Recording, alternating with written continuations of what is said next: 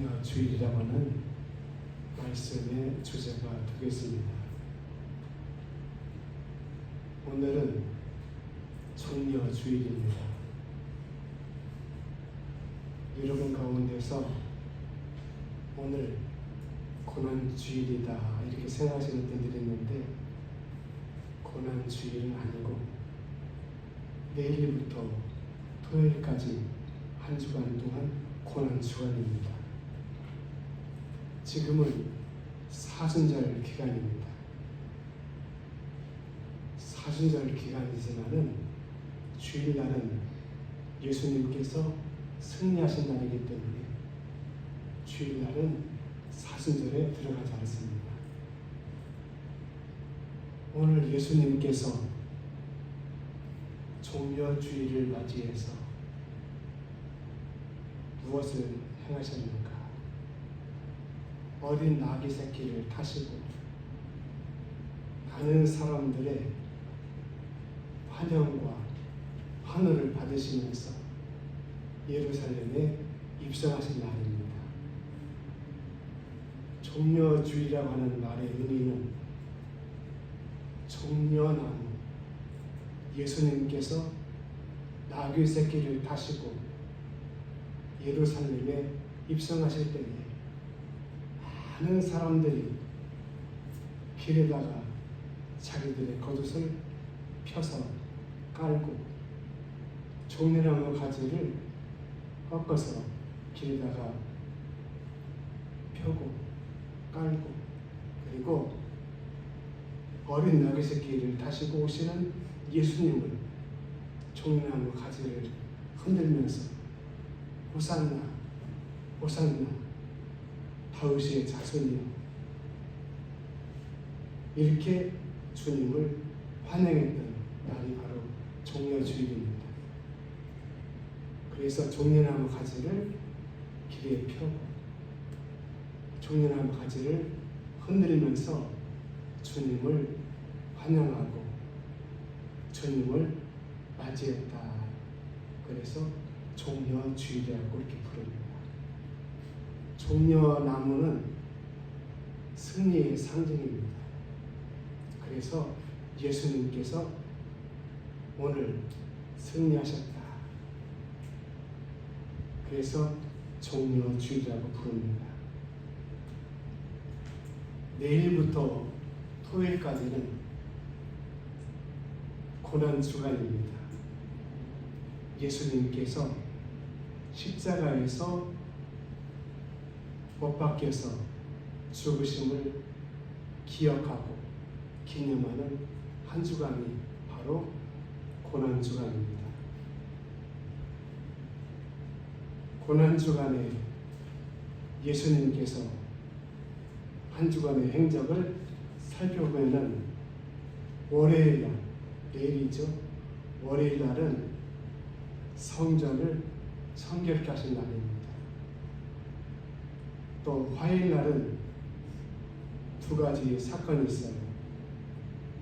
예수님께서 성전 입구에서 헌금함에다가 성전을 들어가는 사람들이 헌금을 드리게 됩니다. 헌금을 듣게 되는데, 지금은 집회지만은 예수님 당시에는 동전이었어요.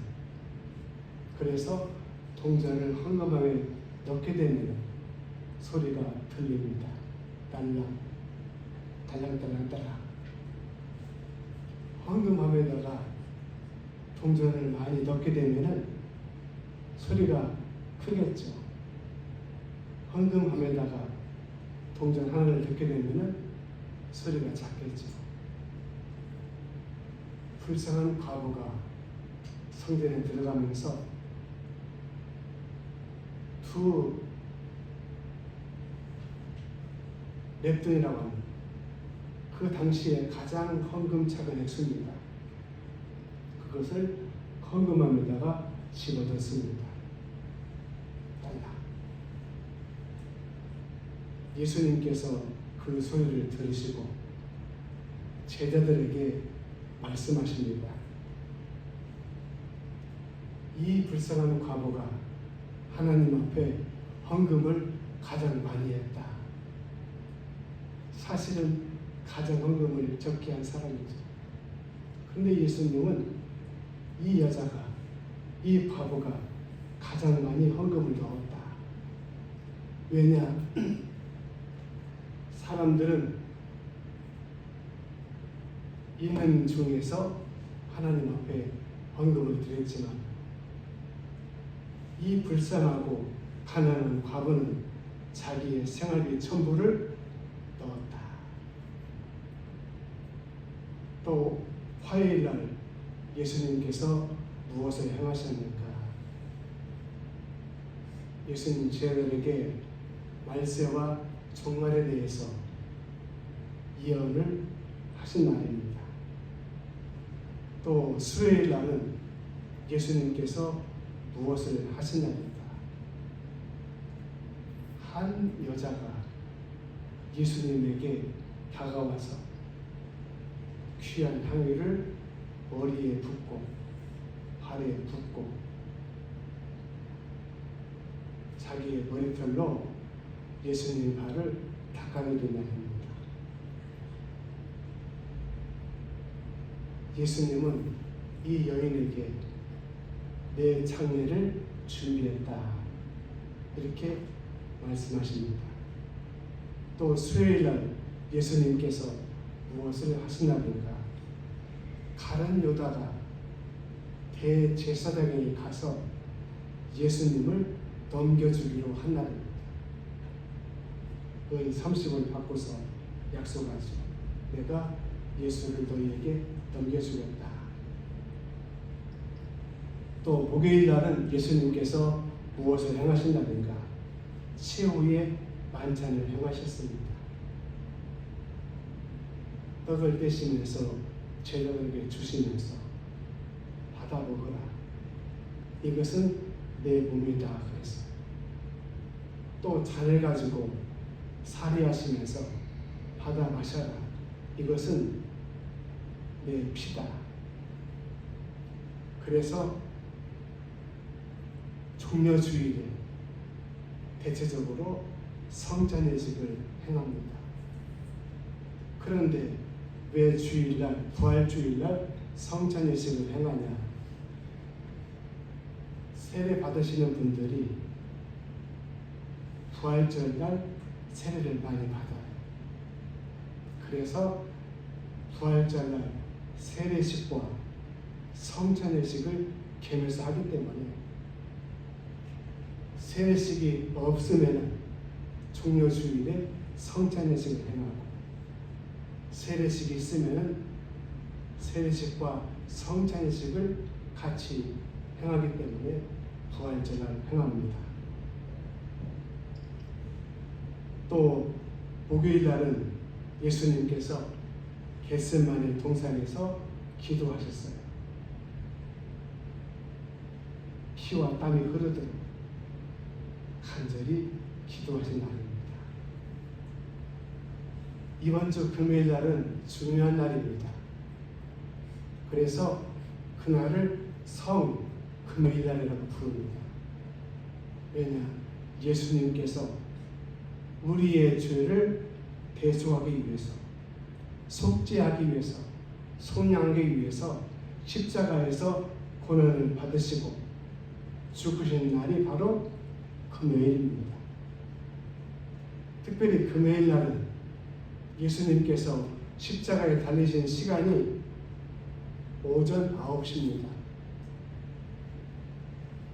그리고 오후 3시에 예수님께서 십자가에서 숨을 거두십니다. 6시간 동안 우리는 금요일을 경건하게 예수님의 십자가를 생각하면서 보내셔야 됩니다. 그래서 금요일날 금식하시는 분들이 많이 계십니다. 또 토요일날은 예수님께서 하루 종일 무덤 속에 계신 날입니다.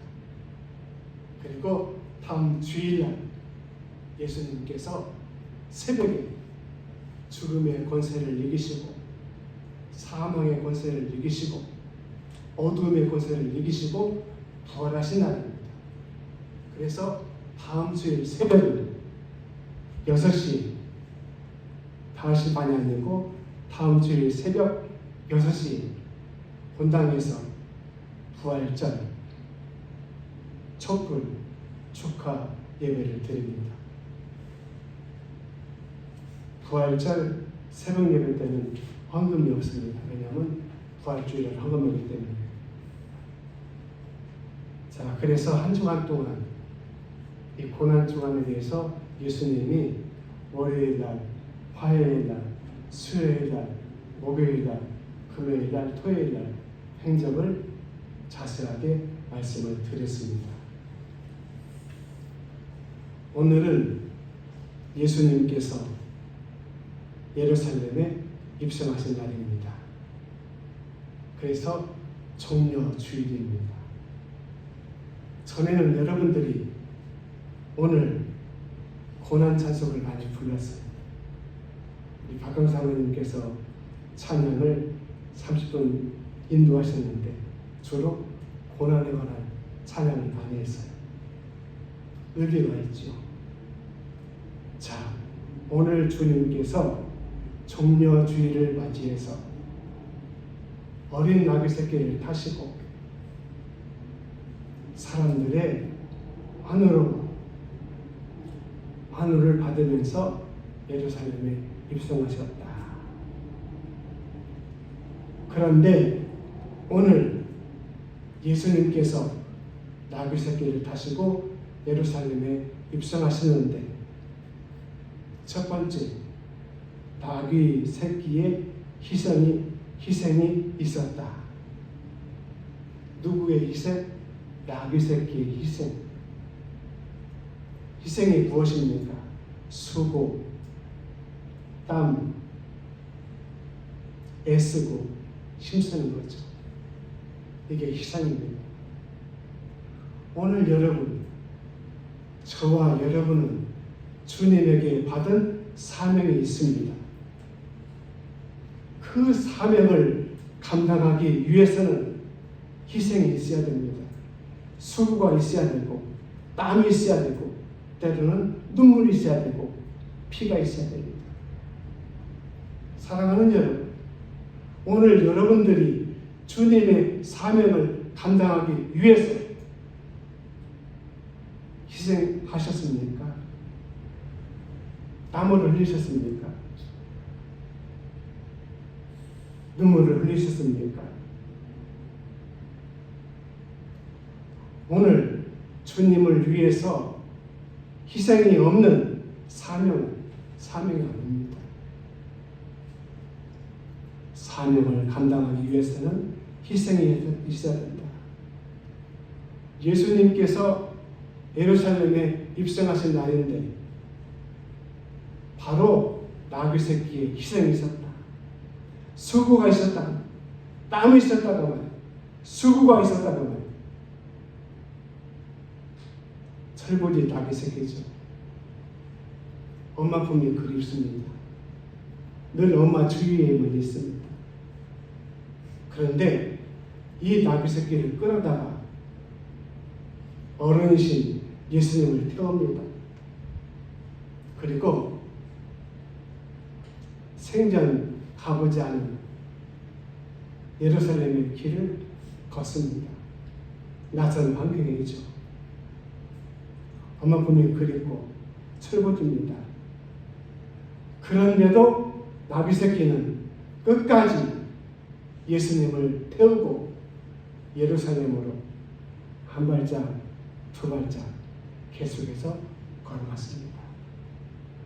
마침내 예수님을 태우고 예루살렘에 입성하게 되었습니다. 나귀 새끼의 희생입니다. 얼마나 힘들겠어요? 얼마나 지치겠어요? 얼마나 땀이 나겠어요? 얼마나 고생이 되겠어요? 소금 상소와 나귀라는 이야기를 들어보셨을 겁니다. 소금 장사가, 장소가 나귀에게 소금 가마니를 잔뜩 싣고서 겨울을 건너게 됩니다. 나귀가 얼마나 힘들겠어. 지치고 힘들지.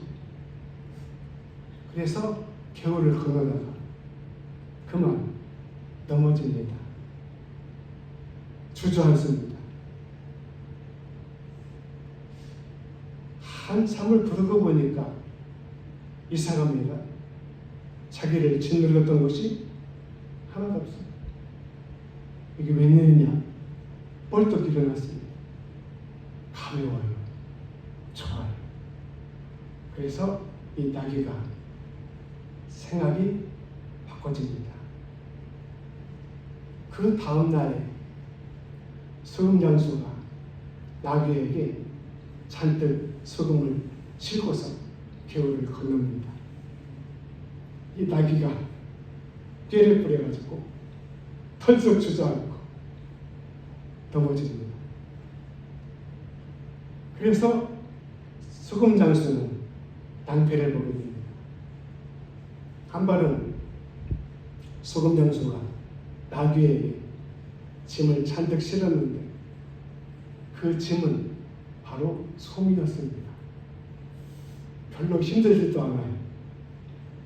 별로 무겁지도 않아요. 겨울을 건넙니다. 나귀 새끼가 꾀를 부려가지고 벌써 주저앉습니다.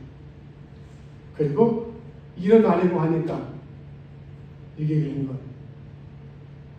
너무나 무거워가지고 섬에 물이 묻어가지고 일어날 수 없는 거예요. 그때 소금 장수가 매를 가지고 나귀를 후려칩니다. 이놈아, 빨리 일어나! 빨리 일어나! 오늘 사랑하는 여러분, 희생이 없으면 사명을 감당할 수가 없습니다. 예수님께서 예루살렘에 입성하신 것은 바로 나귀 새끼에 뭐가 있었어요? 희생이 있었다. 수고가 있었다. 둘째로 많은 사람들이 예수님을 환영하고 환호합니다. 어떻게? 자기들의 겉옷을 벗어서 길에다가 펴게 됩니다. 종려나무 가지를 뻗어가지고 길에다가 펴게 돼요. 그리고 종려나무 가지를 손에 흔들면서 호산나, 호산나,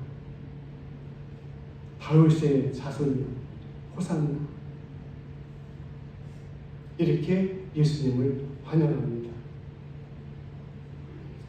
자, 그 사람들이 인산인해를 이루었습니다.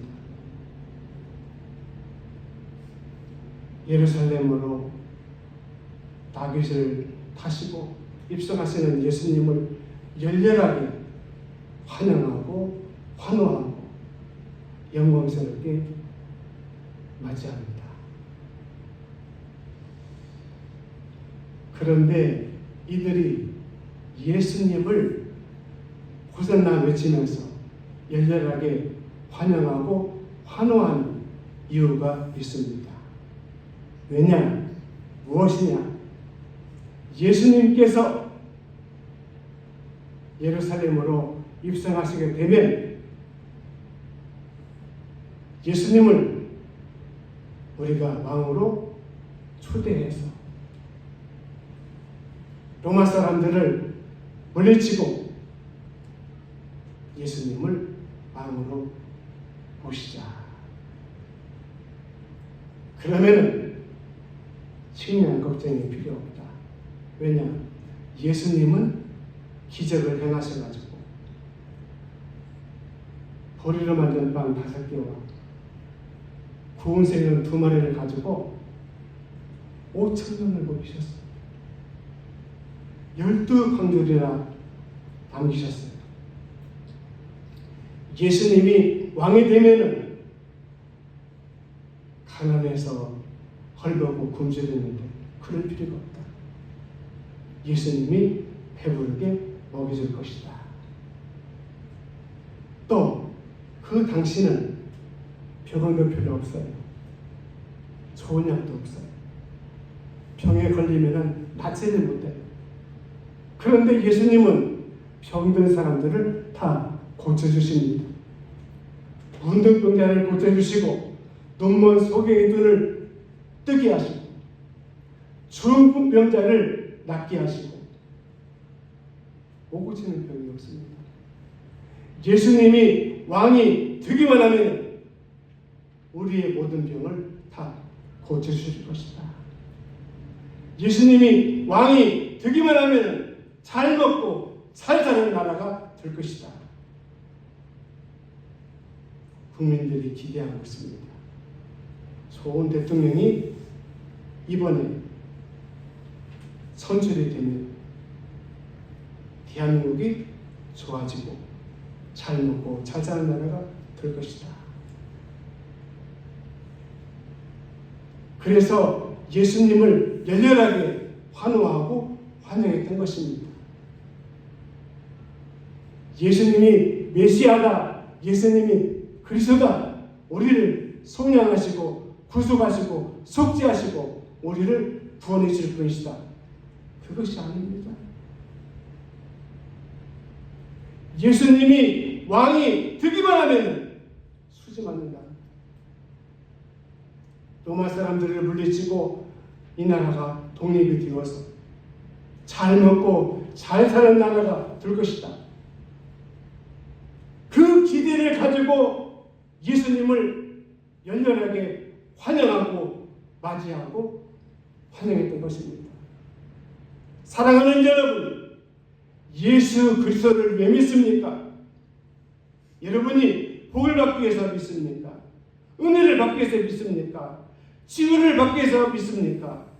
응답을 받기 위해서 믿습니까?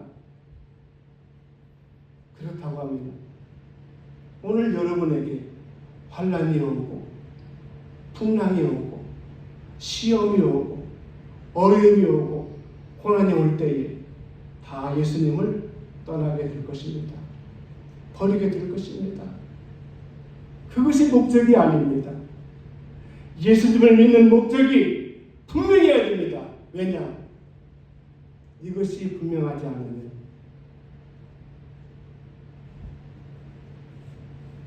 하나님의 은혜를 받으려고, 하나님 앞에 복을 받으려고, 하나님 앞에 치유를 받으려고, 하나님 앞에 무엇을 얻으려고? 아니에요. 주 예수를 믿어라. 그리하면 너와 내 집이 무엇을 받아요? 구원을 받으리라.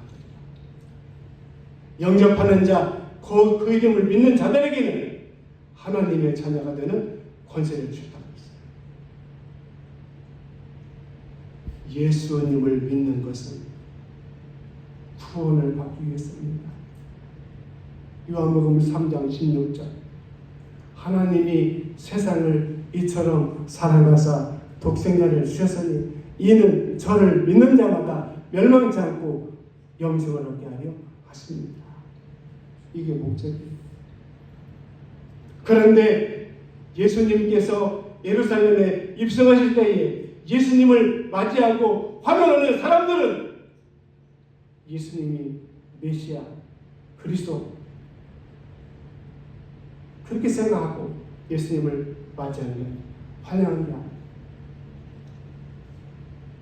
예수님이 왕이 되기만 하면은 수지 맞는다. 로마 사람들을 물리치고 우리가 잘 먹고 사자는 나라가 될 수 있다. 무슨 병에 걸려도 예수님은 우리를 이적으로 고치신다. 그것으로 예수님을 맞이하고 환영한 것입니다.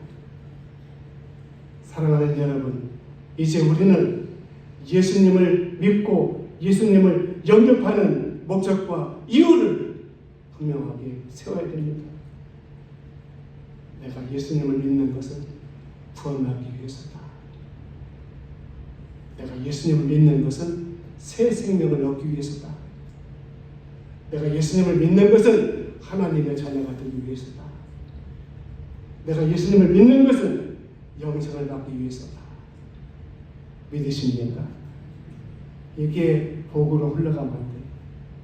물론 예수님을 믿고 하나님의 자녀가 되고 은혜를 받게 되고 치유를 받게 되고 복을 받게 됩니다만은, 그러나 거기에 치우치면 안 된다고 합니다. 복으로 치우치게 되면은 여러분에게 삶의 현장에서 고난이 있고 시험이 있고 어려움이 있고 실패가 있고 병들고 그러면 다 주님을 버립니다. 셋째, 많은 사람들이 예수님을 배신합니다. 왜? 왕이 될 줄 알았더니 이게 아니네. 마태복음 27장 20절에서 23절 말씀. 빌라도 법정에서 빌라도가 묻습니다. 영죄를 당하면은 죄수 한 사람을 석방하고 사면하는 전례가 있는데 너희는 택하라. 예수냐 바라바냐. 바라바는 살인, 강도, 흉악범이에요. 너희가 누구를 택하든지 내가 그 사람을 도와주겠다. 석방하겠다. 사면하겠다. 그럴 때 빌라도 법정에 모여있던 많은 사람들이 소리칩니다. 예수는 십자가에 못 박고 바라바는 도와줘라. 예수님을 배신합니다. 등을 돌립니다. 바라바를 도와달라. 바라바를 석방하라. 바라바를 살려라. 사랑하는 여러분, 예수님을 배신해서는 안 됩니다. 사람들이 왜 예수님을 배신했습니까? 왕이 아니에요. 자기들은 예수님을 왕이라고 기대했어요. 왕이 되어서 우리나라를 구원해주고 우리를 구원해주고 잘 먹고 잘 살게 해달라고 그렇게 기대를 했어요. 근데 아니거든요. 예수님은 그런 말씀 하나도 안 해요. 나는 십자가에서 죽어야 된다. 너희를 위해서 하나님의 미련을 드린다. 만약에 예수님께서 많은 사람들에게 내가 왕이 되어서 너희를 구원하겠다. 로마 사람들을 다 쫓아내겠다. 잘 먹고 잘 사는 나라를 만들겠다 하면 빌라도 법정에서 사람들이 예수를 사면해라. 놓아달라. 그렇게 했을 거예요. 그런데 그 기대가 깨지게 됩니다. 도리어 어떻게 예수님을 십자가에 못 박아 죽이고 살인 강도 바라바를 놓아달라. 나에게 이로우면, 예수님이 나에게 이로우면, 하나님이 나에게 이로우면 내가 환영하고 초화하고 주님을 부르고, 내가 해로우면 손해가 되는 예수님 모른지야 버리고 떠나고. 사람들이 예수님을 배신하는 사람들이 한두 명이 아닙니다. 여러분, 나를 위해서 십자가에 죽으시기 위해서 오늘 예수님께서 예루살렘에 입성하셨습니다. 나를 구속하시고 나를 성령하시고 나를 대속하시고 나에게 새 생명을 주시고 나에게 영생을 주시기 위해서 예수님께서 십자가에 죽으시기 위해서 오늘 예루살렘에 입성하셨다 그 말이에요. 나를 구원하시기 위해서입니다. 새 생명을 주시기 위해서입니다. 십자가에서 나를 위해서 죽으셨는데 내가 조금 손해를 본다고, 내가 조금 어렵다고, 힘들다고, 괴롭고 고통스럽다고 주님을 배신하십니까? 주님을 버리시렵니까? 주님을 끝까지 따라가시기 바랍니다. 마지막으로 예수님께서 왜 나귀 새끼를 타시고 예루살렘에 입성하셨을까? 스가랴 9장 9절에 보면은 겸손하여서 나귀 새끼를 탔다 그랬어요. 예수님께서 어린 나귀 새끼를 타신 것은 무엇입니까? 스가랴 9장 9절에 보니까 겸손하셔서 나귀 새끼를 탔다 그랬어요. 고난 중은 한 주간 동안 내일부터 여러분 십자가를 생각하면서 겸손하게 한 주간을 보내고 사시기를 바랍니다. 하나님 아버지 감사합니다. 오늘 종려주의를 맞이해서 예수님께서 어린 나귀 새끼를 타시고 예루살렘에 입성하신 날입니다. 승리하신 날입니다. 그런데 오늘 예수님께서 예루살렘에 입성하신 것은 우리를 구원하시고 구속하시고 속량하시기 위해서 골고다 갈보리에서 십자가에서 죽으시기 위함입니다. 나를 위해서 우리를 위해서 십자가를 지시고 십자가에서 죽으신 예수님, 오늘 저희는 끝까지 예수님을 따르게 하여 주시옵소서. 겸손하게 십자가를 지고 끝까지 주님을 따르게 하시고 쫓게 하여 주시옵소서. 특별히 평성에 계시는 우리 박광영 집사님을 기억해 주시고 하준자 권사님을 기억해 주시옵소서. 어려운 가운데 있지만 하나님 힘을 주시고 치유를 주시고 저들이 하나님의 은혜 가운데서 소생이 되게 하시고 회복되는 역사가 있게 하여 주시옵소서. 십자가 붙잡고 예수님의 이름으로 그리고 예수님의 보혈로 승리할 수 있는 저희들에게 은혜를 베풀어 주시옵소서. 귀중하신 예수님의 이름으로 축복하며 기도드립니다. 아멘. 감사합니다. 찬송가